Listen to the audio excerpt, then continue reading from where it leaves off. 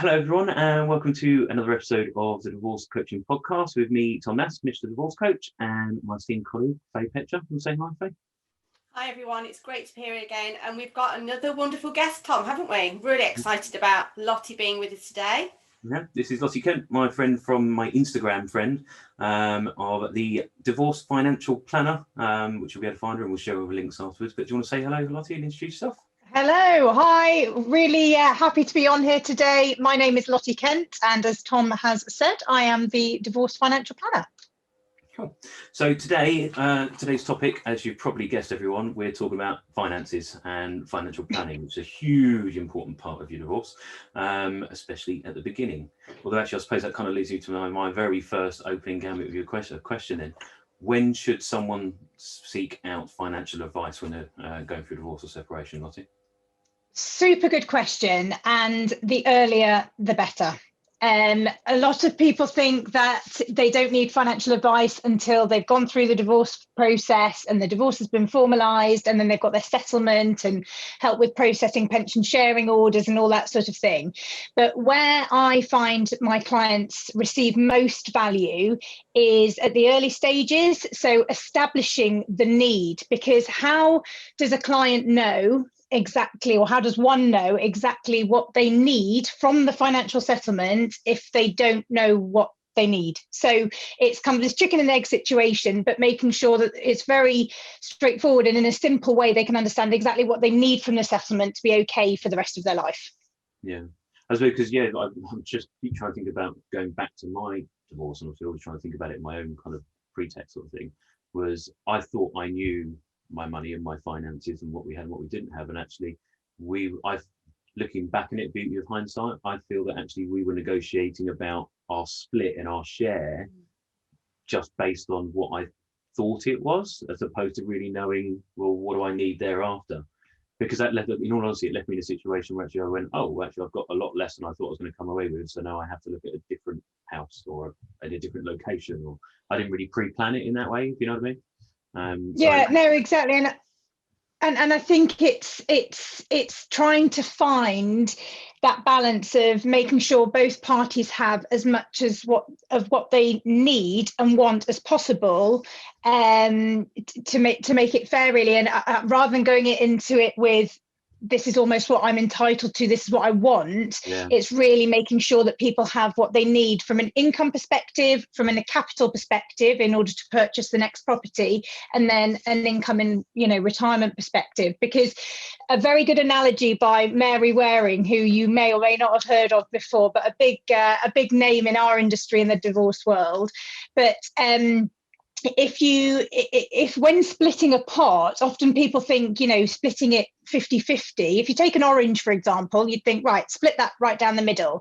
Whereas if one of the parties wants to make marmalade, they need the little peel around the edge. Whereas if one of them wants to make orange juice, they need the core of the orange. So it's making sure that you're fitting the need and the want of each party as much as possible. I love that analogy. It's a good one, isn't it? Yeah, well, because I'm just thinking, I suppose, I don't know about both of you actually, question for both of you. Do you find that in the earlier stages, that one or maybe both parties are really fixated on kind of like a bit of a smash and grab, like, well, I want all of that, or I made it all, or well, I looked after all the kids and did everything. But do you find that with your clients, both of you? Faye, do you want to go first? I think, the pain and the emotions can override sense, really. And I think, thinking back to me, I was in my first marriage breakdown, I'd taken a year out of work, so I didn't have a regular income. I was stay-at-home mum. My husband at the time, he was the one who worked hard, had built his own business up, and I was thinking, what on earth am I entitled to? I didn't have a clue. So I didn't have that overriding feeling I need to grab as much as I could, because I was at that situation where I was thinking, no idea. I don't know what I'm entitled to. I don't know, because I don't work. What I brought into the marriage is what I can take out. So it's that unknowing, it's that anxiety that would build up in people thinking, well, I don't actually know what I'm entitled to. And I suppose, Lottie, my question that I've written down is, what's the most important thing that couples can do with regard to their finances when they do separate? Yeah, and just before we come on to that, if that's okay, you mentioned a word that I hear a lot. What am I entitled to? What am I entitled to? And as I always say to clients, what you're entitled to and what you need are two very different things. And the priority number one is establishing what you need, because if you can cover what you need, then you're going to be okay for the rest of your life. If you're then entitled to more, then you're getting over and above what that's a bonus almost. And I think the majority of the cases, of course, nowadays, unless it's an extremely large case, are on a needs basis. So it just means that actually you're ticking the box of, yes, I've now got what I need, and taking the revenge factor out of it a little bit, rather than kind of that what I'm entitled to mindset, is what I really try and help clients with, really. So which comes quite nicely onto exactly, your question that you mentioned there. I don't know whether you just want to repeat it again, just so it's it was really my kind of question about, what's the most important thing that couples need to think about when they start to decide that, yes, we are going to separate. I think, as with any, part of the situation, it's honesty, it's being upfront about the finances. Often you end up with one party being more vulnerable from a financial point of view, because they're not in the know as much as the other party may have been. They haven't dealt with the finances. And I think the most important thing is for both to be as transparent as possible, and providing that information and being upfront about that information, and explaining and bringing the other party up to speed, so one isn't, in a worse off scenario because they don't fully understand.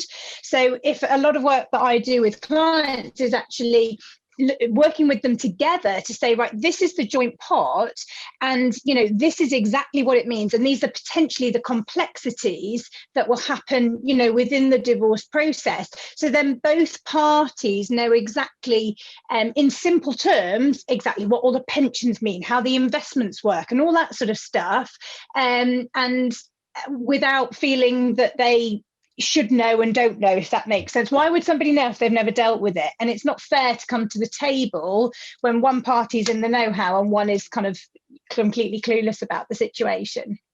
Does it make your job harder then, where maybe you've got one side that isn't being as honest and isn't coming to the forefront with that financial information, that financial disclosure? Because does that obviously put you in a bit of a difficult situation to advise your clients? Yeah, it does. But of course, then we go down. It depends whether clients have got solicitors involved and things like that, because of course there is the kind of full and formal disclosure. It depends which stage they come to me at. But of course, if a client is holding back information and we kind of know, well, there's that in that company, and but they're not bringing it forwards, then it makes it very, very difficult, because there's that lack of transparency just makes the kind of anger on the other party and the other side even harder and worse. Yeah, no, exactly. So what advice, if someone's watching this then and they're about to have that discussion with their partner about separating, or maybe they have very, very recently, there's a lady on our clubhouse thing the other day, wasn't there, Faye, who she'd only been like less than 2 weeks since her and her husband separated, and she was in a right state, bless her. So what advice would you give someone, kind of top tips of the very, very early days, like the first steps from a financial perspective? What should someone do? So I think the most important things are establishing outgoings, looking at current outgoings, exactly what they kind of look like, and how they're going to be different from the joint scenario, and what they're going to look like on a single basis, and also proposed. But I think in the outset as well, you really want to be thinking about, right, well, almost making a list, a spreadsheet of exactly what is in the joint pot, and making sure that you're fully aware exactly of what is there, and then you're able to refer back to that as you're kind of going through the process, to making sure everything is there, and it just makes it easier, going forwards, once you've got a full idea of what's in the joint situation, really. I mean, I'm quite interested. Sorry, carry on. I was just going to say, I'm quite interested in what stage of the process you generally help couples? Because again, thinking back to me, I couldn't have dealt with looking at finances in the very early days. And I'm sure a lot of people aren't either. You know, your head's swimming with lots of different things, and finances usually way down the list. So I'm quite kind of interested at what stage do you step in to help?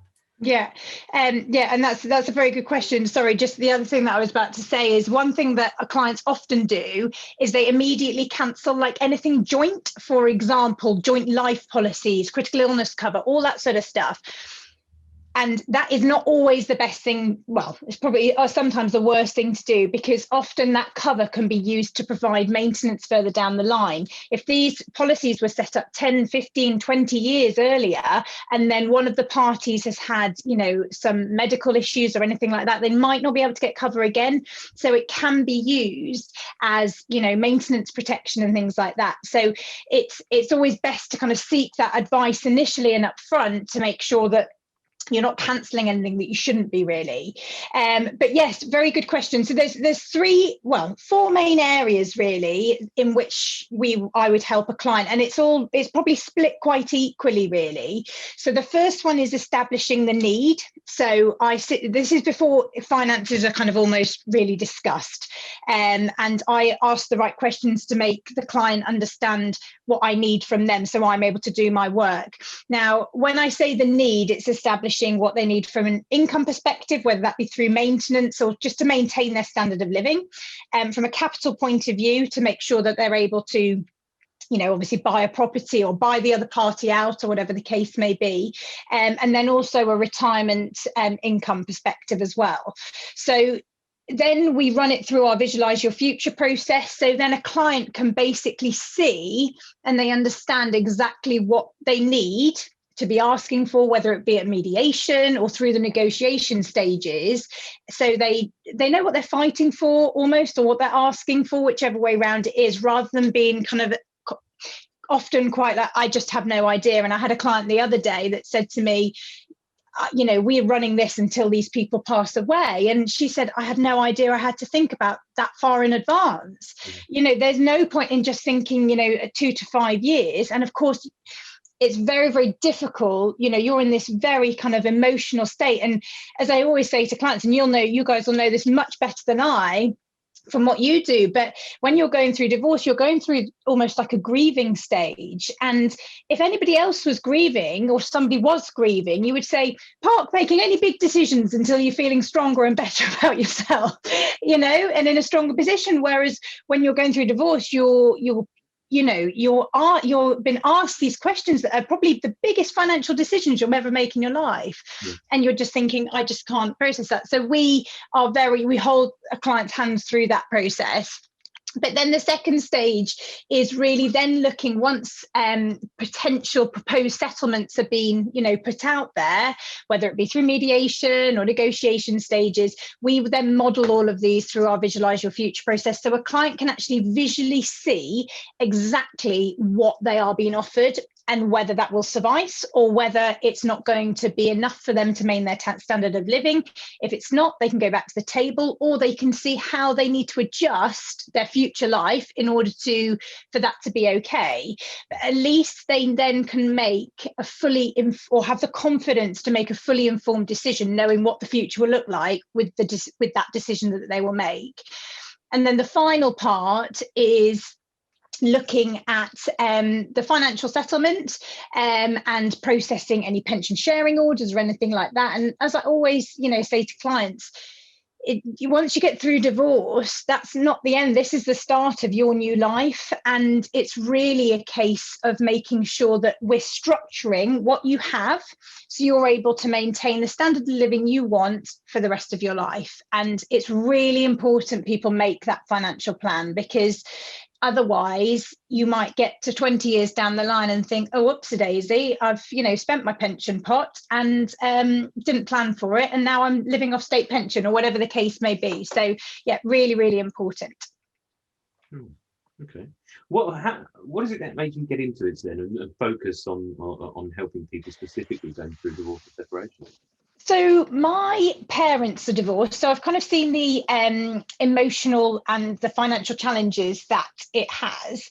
And I saw kind of the situation that my mum was in and things like that. And it was an extremely amicable, situation. But you just, as my mum says to me now, she said, I was just scared. She was like, I'd never dealt with the finances. I was just scared. And having somebody that can hold your hand through that, I think is really, really important. But on the other side of it, what ended up happening was when I set up this business, females were just kind of gravitating towards me, and it was one of those, not that I don't deal with men at all, but it's women were coming towards me, and it was a situation, and the majority of them were also going through divorce. And I think females often want to deal with other women, especially when going through the divorce process, because they've got a bit more, they resonate with them a little bit more. And I think, what ended up happening was I thought, well, actually, there's so much need there. There's a horrendous stat that came out on day of all days, divorce day, that Legal in General did a research study, and that 3% of people seek financial advice when going through divorce. But this is probably the biggest financial decision that people will make in their lives. And so I'm kind of on this mission to encourage people to seek financial advice at every single stage, really. And I think because there's such a need for it, and that's why I've ended up specialising in that area, because it's educating people like solicitors and things like that about how we can actually help, how a divorce specialist financial planner can help. It's not just about helping them process the pension sharing order and things like that, and structuring the settlement. We can help much earlier on in the process as well. Yeah, brilliant. Your next day, I've been asking loads of questions. That's okay, Tom. It's fascinating because I sit here when we have people like Lottie, I'm thinking, gosh, if only you were available when I needed you, 5 and then 10 years ago. It is amazing the support that's out there now for people going through separation and divorce. And on the back of that, in your opinion, what do couples find the hardest to do? We've talked about, the grief and the feelings, but in a financial money sense, what is the hardest? What couples find? Well, I think on both sides, it's again coming back to this establishing the need. Two different parties could have very different needs, so establishing the need, but also how to split and structure that pot, because you're basically taking a pot and one family life and going like that with it and splitting it in whichever way, whether it be half, 60-40, whatever the case may be. But that pot can only go so far. And it's basically comes back to this: if people are more amicable and just focusing on what each party needs, rather than coming back to this, what they're entitled to and this revenge sort of thing, it makes it so much easier. Whereas, but really that is the hardest part, is the financial settlement side of things, and making sure that both parties are happy and both parties are able to maintain their standard of living, as best possible after splitting that pot two ways, basically. And a little bit from what Tom said about the smash and the grab, but the resistance around some couples, like you say, when one person goes out to work and the other person, whether that's female or male, is to stay at home, look after the children's, that's their job role. Is there a lot of resistance around who gets what when you get that sort of situation? Yes, there is. There is. And I think if there are situations like that, those clients have always got solicitors and the mediator. And do you know what I mean? It's I'm working with those other professionals as a team, really, in order to establish the best route for those clients. But the more amicable cases, it's more, they've almost agreed. Like, I had a client last week and she said, look, we are splitting everything 50-50. He was a consultant in the NHS, and obviously she had, well, not obviously, but she had stayed at home and not worked. So, and now all the pension is in his name. Everything is going to be split 50-50, but they've come to that agreement already. And which does make things, obviously, when it's amicable, it does make things much, much easier. Thank you for that. So who's your kind of ideal client then? Or like if we had people that are kind of watching this that think, oh, actually, I could work with Lottie, because you mentioned before you do work with both men and women, but you're also able to work with both parties, are you? Both sides? Yes, it depends at what process they're going through themselves. Obviously, you know, if they're going through collaborative law and things like that. But I can work on a joint basis as well. So looking and again, that would be at the kind of earlier stages of the divorce, looking at the joint part, how it's structured, and potential ways of splitting it, potential tax implications of doing so, and all that sort of thing. But generally, the clients that I deal the most with and I feel have received the most value from my side of things are ladies probably between 50 to 60 who are, and they just want somebody to hold their hand and just show them that things are going to be okay in a very, very simple way on the other side. And that's how I think I've shown you, Tom, before, our kind of visualize your future process. And it makes it very, very simple and straightforward for clients to actually see, you know, in a very, you know, graphical way, rather than statements and jargon that, to be honest, quite frankly, nobody understands. That it just makes it so much easier and so much more tangible, you know. But so yes, ladies who are, you know, whether they're just about to go into the process and need to establish what they need, or whether they're going through it, or on the other side just want to make sure that they're going to be able to maintain the standard of living for the rest of their life. I wanted to ask probably a little bit around a myth, because I don't know the answer, and I do get asked this a lot by clients, and it is around pensions. A lot of clients will ask me, am I entitled to my husband's pension or my wife's pension? I wanted to ask you, you know, there is a myth around, well, actually, you can't touch people's pensions. I just wanted to clear that up. Yeah, so that is a big myth, and I think one of the biggest things, one of the questions, one of the biggest things that a lot of clients will turn down is the pension. Now, and they, a lot of what I see is this kind of offsetting, and the client wants to stay in the family home for short-term security, but then we'll say goodbye to, you know, any pension. Now, some of these pensions are extremely valuable, and yes, there is, you've got to, again, coming back to this need situation, we need to look at what you need for your entire life.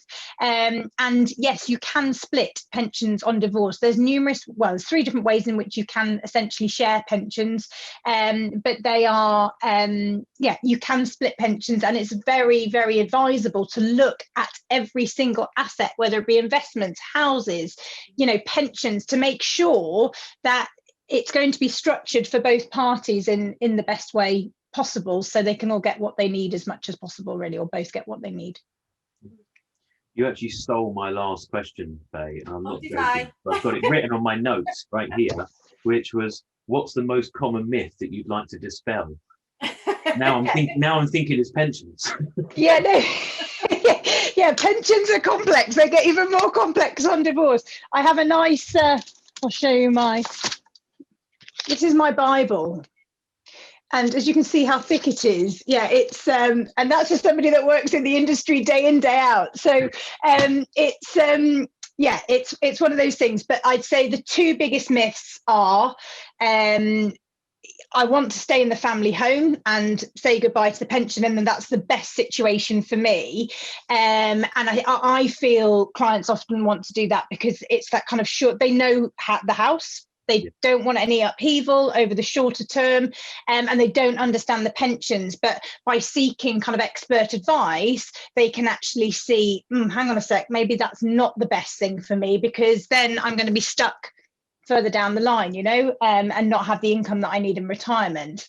The other one is, which we've already touched on as well, is this entitlement versus need.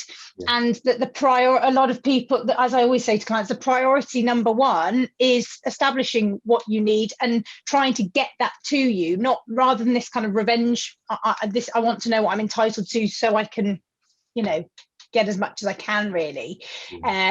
So yeah, I'd say those are 2 biggest things I come across from a finance side of things about, you know, things to the myths, really. Yeah. Cool. Well, I think you've literally answered everything and more that I was even thinking of asking. So thanks for that. Faye, Yeah, no problem. Yeah, I kind of, and I mean, it's been so interesting for me as well, because I always learn so much on when we have guests on and things. And I kind of want to ask you, Lottie, do you help people with deciding on maintenance payments and things like that, or is that not in your remit to do that? Yeah, so what I would do is once we've established, so say for example, a client has an income, they've potentially taken some time out of work, and they're going to be the main carer for the children. And what we can see is that they've got some income, but actually whilst the children are at home, they might need extra maintenance. They might be getting the child maintenance via the calculation that kind of provides, but they might there might be a need for kind of spousal maintenance. Now, there's been a big change and shift in views on how maintenance should be structured. Obviously, spousal maintenance isn't guaranteed. So there's this sort of fluctuation of, it's dependent on the ex-spouse paying it. And often people want the kind of clean break. So it's making sure that, that a lump sum would then provide that income. And I think it's, but what our process shows is the visual picture, and anything in red is basically shortfall. So if there is a period of time, say from when the children are between 12 and 18, of where there's some red and we can see the exact kind of shortfall and what that is, then that's basically the defining factor on how much maintenance is required. And basically people can see, right, well actually that's what I need from a maintenance point of view, however it is structured, whether it be a lump sum or an income I receive. But yes, so in answer to your question, yes, we can establish exactly what, but it comes back to the need situation. Thanks, Lottie. I mean, you've answered these questions brilliantly, and usually me and Tom will throw some hard ones, and it's going back for what we needed when we were going through it, and obviously our clients need as well, because obviously as coaches we get asked a lot of these questions, and we're not experts in finances or the legal side, and so it's great to have people like yourself to come on and just give our listeners a little bit of advice and on what to do really at this stage. So it's been brilliant. What I would say is, and I think a lot of people don't seek advice because they are very scared of being judged. Now, as I say to every single client, I say, there is no judgment at all. Why would you know this stuff if you've never dealt with it? But the biggest decision and the best decision they've made is by taking that step in order to seek advice. And that's a step on a journey, and it will make the rest of their journey so much more straightforward if they're and the confidence that people get from it, the transitional stages from somebody being quite meek and thinking I have no idea about this pension, then thinking, right, well actually I know exactly what I'm asking for now. It's that, to me, is the most rewarding part of what I do. Like their face just goes from like this to, oh my goodness. So super rewarding. And obviously we'll add it onto the end of the video and into the comments as well. It goes up into YouTube. But for anybody just listening, and how can people reach you, Lottie? What's the best way to find you and to connect with you? Yeah, so I'm on Instagram, as you've already said, Tom, at Divorced Financial Planner, and my website, www.truefinancialdesign.co.uk. You can book a discovery call on there, but I'm always very open to kind of somebody picking up the phone to me or dropping me an email. And as I always say to people, like, here is a friend. I'm a person, I'm here to have a friendly chat, So if anybody has got any questions, then I'm here to answer them. Sure. No worries. And then for any other viewers as well, if you didn't hear all of that or you didn't want to rewind it, just contact me or Faye and we can put you in touch with Lottie as well and send you all the contact details. But apart from that, thank you very much for joining us, Lottie. That was really, really useful. I had a couple of kind of bullet point questions I wanted to ask, but like Faye said, we always end up kind of just like going down the route, don't we? Like we pull a thread and we're like, oh, what about this? What about this? What about this? So thanks for that, because you've just answered loads of questions that I don't even think either one of us anticipated. So that's really, really useful. And I hope our viewers have found it interesting. As always, for anyone watching this, if you've got any thoughts, comments, Any topics or subtopics or anything you want to raise, please put it in the comments or just email me and Faye. Our contact info will come up at the end of the video. But apart from that, thanks for watching. Thanks for listening. Bye.